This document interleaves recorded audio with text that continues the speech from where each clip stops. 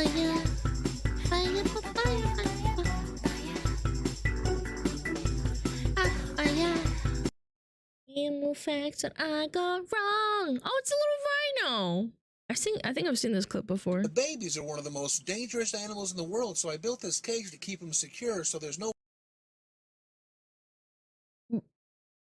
My boy just walked around the fucking thing! Possible. Oh my god. Oh my god! He's a big boy.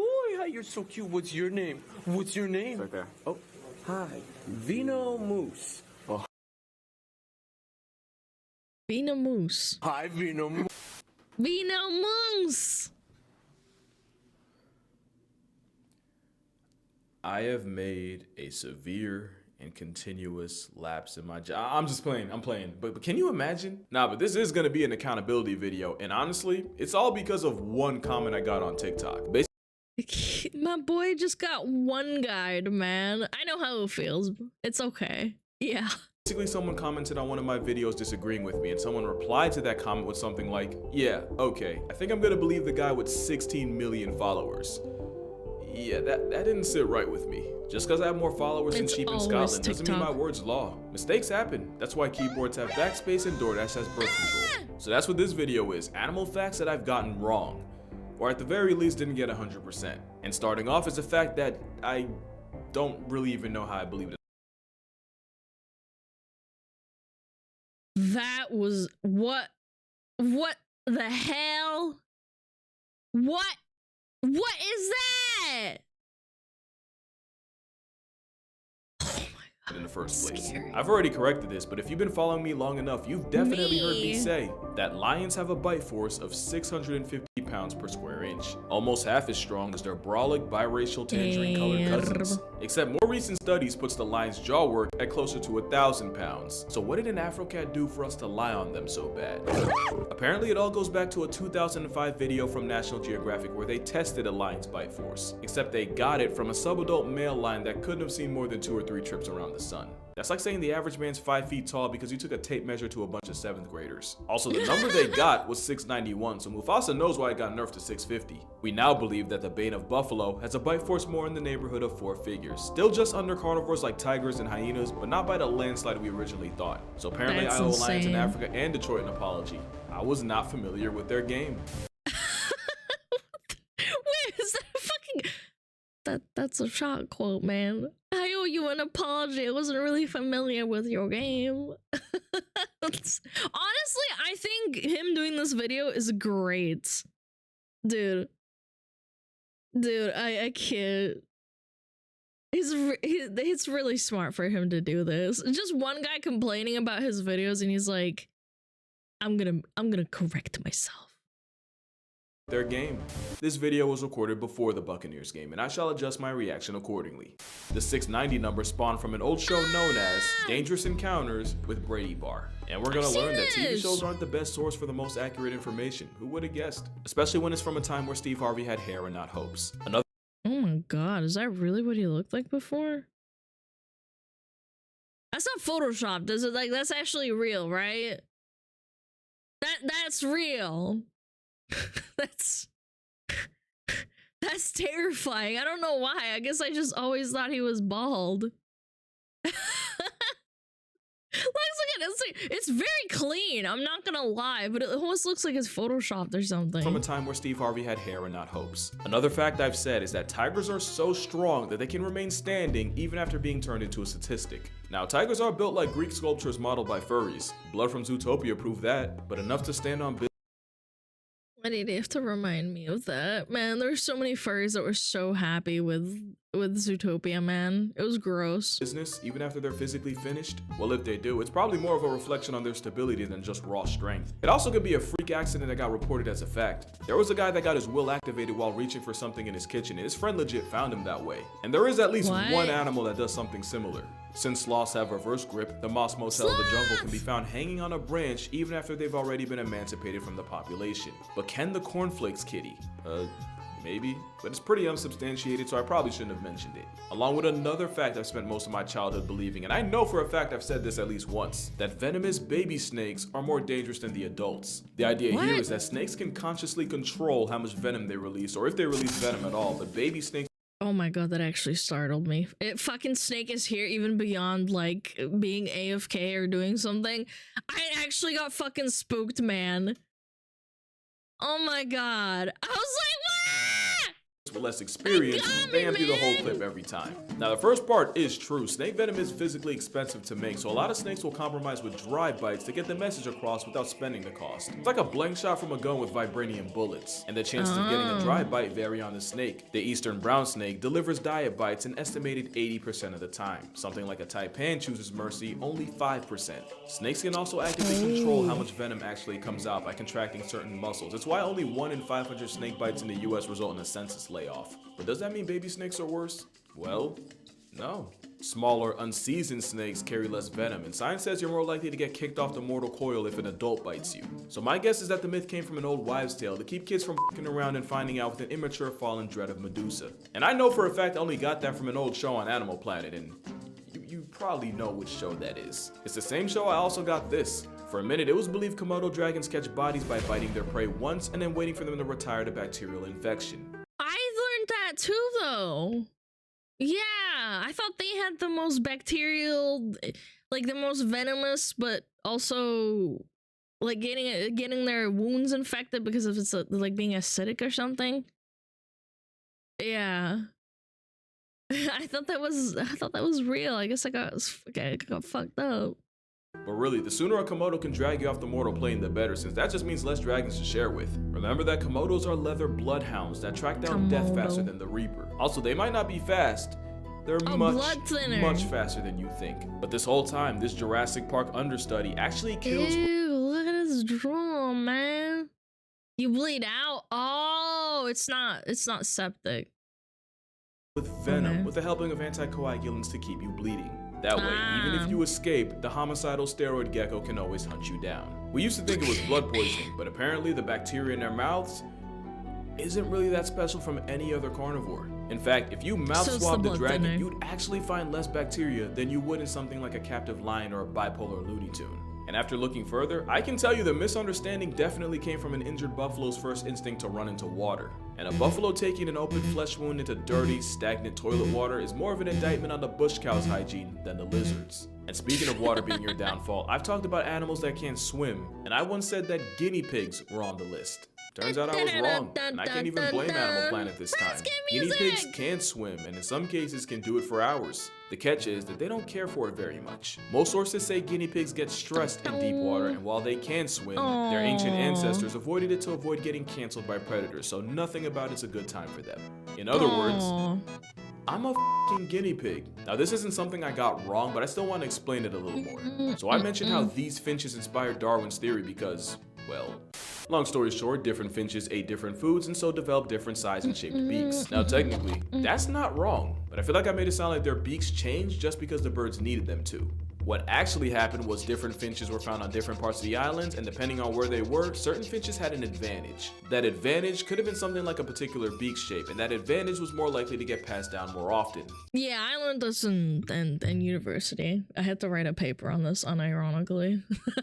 But that's because I had to research it. I don't think I would have known this without it. Eventually, certain traits would get selected for naturally, through purpose, not perfection. Yeah, I had to do a paper on depending on the best food source, the finches most Galapagos. suited to feed and breed outcompeted the others. It's kind of like how giraffe necks didn't just get longer, it was more like longer necks outperformed shorter necks, and history just wasn't kind to the vertically deficient.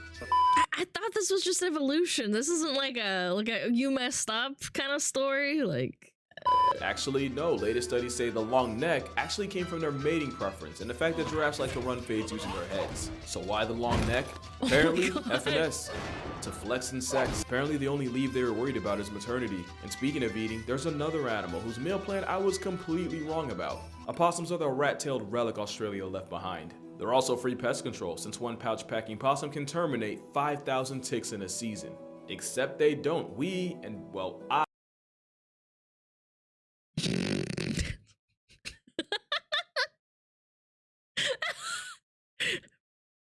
Bleh. I got that Bleh. wrong. The number comes from an experiment where they introduced 100 ticks to different animals like mice, squirrels, and yeah, opossums, and counted how many ticks had fed and fallen off. Bleh. According to the study, the opossum cage had way less ticks than all the others, so the assumption was that any tick that wasn't found at the bottom of the cage had likely been eaten. So they took the number of ticks left in the cage along with the population of ticks found in wild opossums to come to the conclusion that possums must put away 5,000 ticks a season, at least. Yeah, not the most solid logic, and later studies examining their stomachs and feces found that the shit literally didn't add up. Not only does Coma Kitty not pass 10 ticks by the thousands, ticks aren't even a preferred part of their diet. There are a lot of weird things about this faint weasel, like how their body temperature is so low that rabies gets possums more than possums get rabies, or that their nipples straight up look like a devil worshipping cult with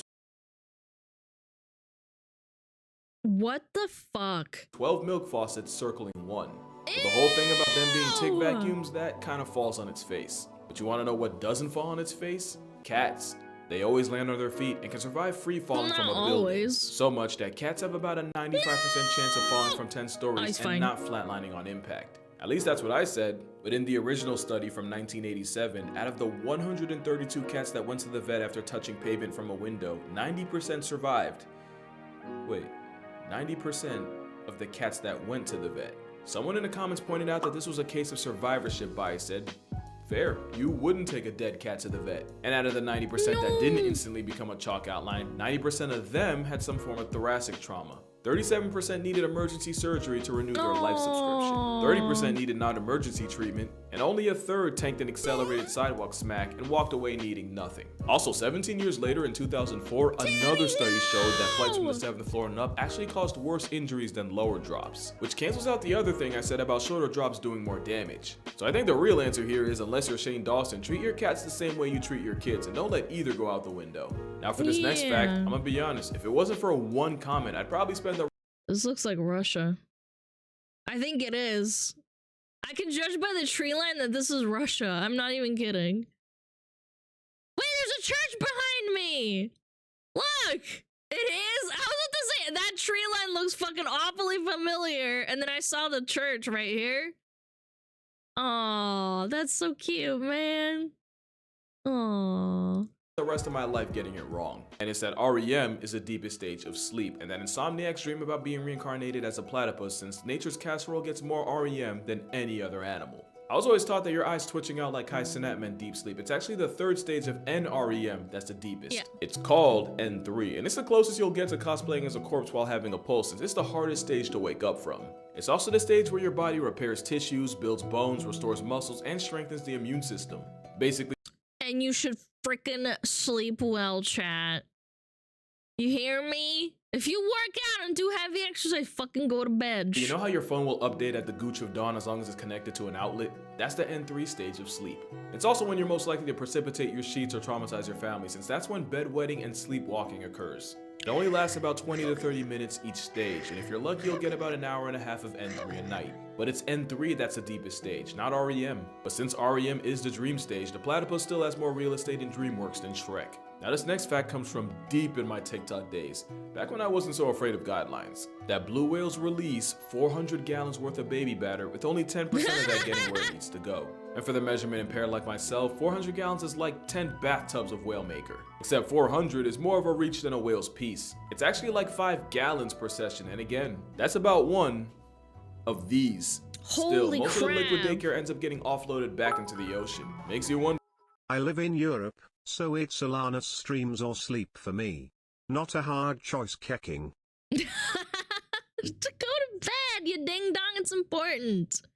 Repair your brain from the brain damage of this stream. Why it's so salty. Thank you. That's a joke, by the way. It's sea foam. They're not actually playing in pre-whale. Speaking of tainted water, Ew. this next thing isn't something I hate got sea wrong foam. or It's even gross. said, but something I showed. I saw this video of a manatee getting an assist from some guy and honestly didn't think much of it. Apparently the law doesn't agree, because not only is this illegal, it's hella illegal. You don't want to give manatees water for the same reason you don't feed wild animals. Eventually the water blimp could lose its fear of humans and boats and end up getting turned into a speed bump. The Florida Holy Manatee shit. Act of 78 makes it illegal to do anything to a manatee, mean, obscene, and anything in between. And if you're offering Dasani, they're honestly better off dead. As dead as the dog from this video. Or maybe not. So you probably remember this story I told of a polar bear I've petting a seen dog before this. turning it into Nemo's mom. Yeah. But it wasn't actually the same dog that got turned into bear bait the way I said. What happened was this video went viral. So viral that the Canada CBC News got a hold of it. So much that they basically aired the guy out and said that officials had to relocate 3 polar bears from the same property a week before after one of the bears erased one of the dogs. Apparently owner Brian Ledoux had been feeding the ice bears What? This is horrible. What a horrible human being. with his pack of Eskimo dogs, and according to him, the one night he didn't feed the Glacier Goons was the night one of the dogs went on a play date with Old Yeller. It was actually before this video, and it wasn't this dog or bear. I think the timeline's still not 100% clear. Also, the Ledoux guy passed away in 2018, so I guess we'll never really know for sure. And you know what? That's okay. It's okay to not know. Science is constantly learning, unlearning, and relearning things. Matter of fact, a lot of the things in this video at one point were seen as 100% fact. I guess the moral of the story is, it doesn't matter how many followers I get, I'm not gonna get everything right. I'm just not afraid to admit when I'm wrong. Because like Neil deGrasse Tyson said, one of the great challenges in this world is knowing enough about a subject to think you're right, but not enough about the subject to know you're wrong. what is blood waffling about?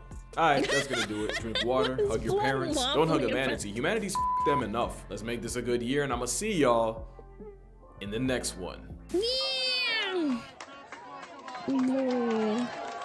Abortion.